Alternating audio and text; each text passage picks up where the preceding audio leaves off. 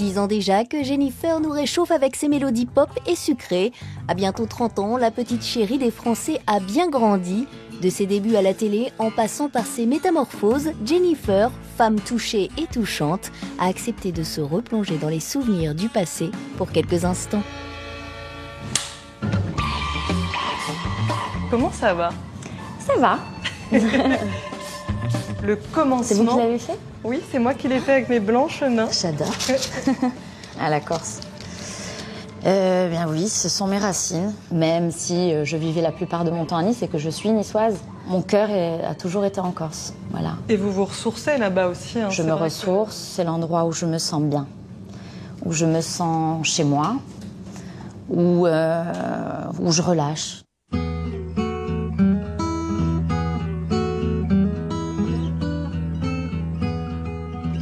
Mon Dieu, où est-ce que vous avez trouvé cette photo? Ah. Elle est dingue. Oui, eh bien, je faisais la première partie de C'est chez Rome.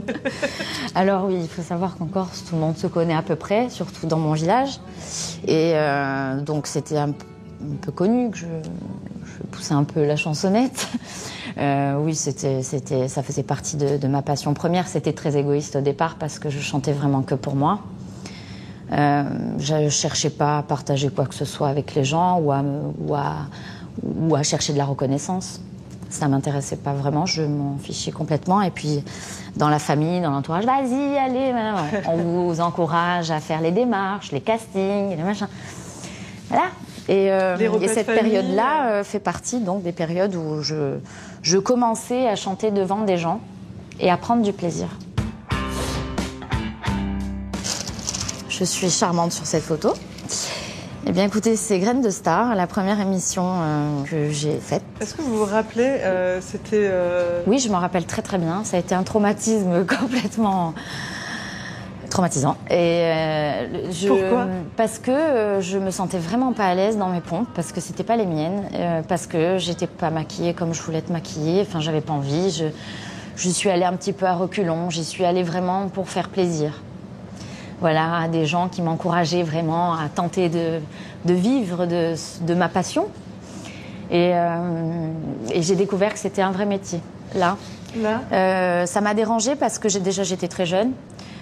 J'étais inconsciente du fait que ce soit déjà diffusé. Et puis j'avais le retour au lycée aussi qui n'avait pas été évident. C'est Jennifer de Graines de Star, machin, nanana. Donc déjà, j'étais un petit peu montrée du doigt. Ça me dérangeait alors que j'étais plutôt discrète. Ouais, ça calme, ça doit, sur le coup, oui. On doit se dire... Donc je l'ai fait pour mon entourage, plus que pour moi en fait.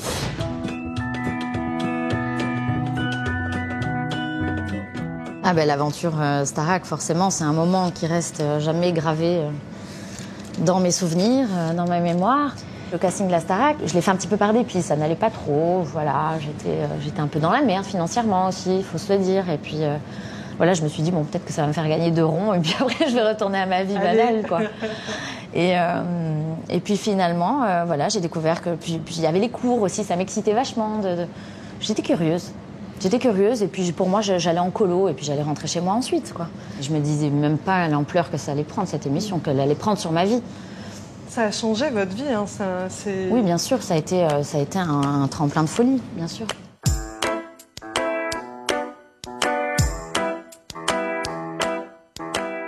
Premier album, oui. Toute fraîche, toute comme encore aujourd'hui. Alors je reviens. Premier album, Jennifer, cet album, alors s'il n'était pas forcément complètement comme vous l'auriez voulu, parce qu'on sait quand on sort. Comme je ah ben voilà. Si c'était à refaire, peut-être que j'aurais retouché pas mal de choses. Mais en même temps, j'assume mes choix. Parce que ça correspond à un âge, parce que ça correspond à ce que je suis au moment où je choisis les choses. Donc je me suis jamais trahie. Jamais. Je me suis jamais trahie, donc je peux tout assumer.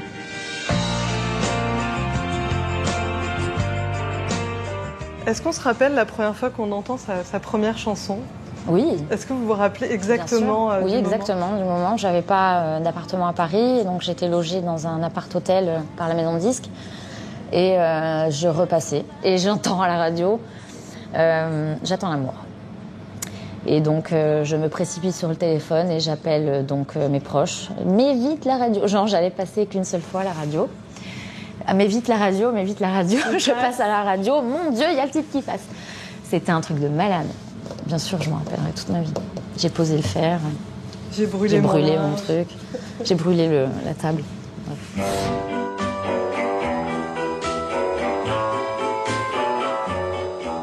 Oui, ma rencontre avec Johnny Hallyday et puis la chance d'avoir pu partager un énorme parc avec lui, avec énormément de personnes, donc énormément de pression parce que c'est pas forcément mon public, donc du coup j'appréhendais vachement, j'avais peur de limite me faire ruer, quoi. Et il y a toujours une appréhension quand on monte sur scène, alors qu'on sait pas son public, c'est encore plus de pression. Et puis en plus Johnny Hallyday à côté de vous, défendre une chanson. J'avais un petit bébé dans le ventre aussi, c'était très tôt, mais j'étais encore plus sensible que normal. Je m'en rappellerai toujours. La tendresse que tu mets dans ma voix. Le passage, ça a été un passage de la très jeune fille à la jeune femme. Oui, la jeune maman. Et avec cette très belle chanson, C'est de l'or, qui est une chanson écrite par Calogero. Ouais. Et c'était un beau cadeau, cette chanson de Calogero. Oui, c'était un beau cadeau. C'est une chanson qui n'a pas été forcément écrite pour moi. C'est une chanson qui existait déjà, mais qu'il avait envie que je défende, que j'interprète. Donc déjà, j'ai été extrêmement touchée. Et puis, quand j'ai écouté cette chanson, forcément, elle m'a pris les tripes parce que je venais d'être maman et qu'elle me parlait.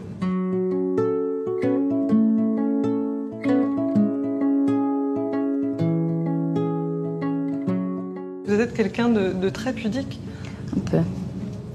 Un peu, avec les gens que je connais pas trop, oui. Et vous êtes heureuse aujourd'hui, vous êtes épanouie, vous êtes... Oui. Oui, ça se voit pas.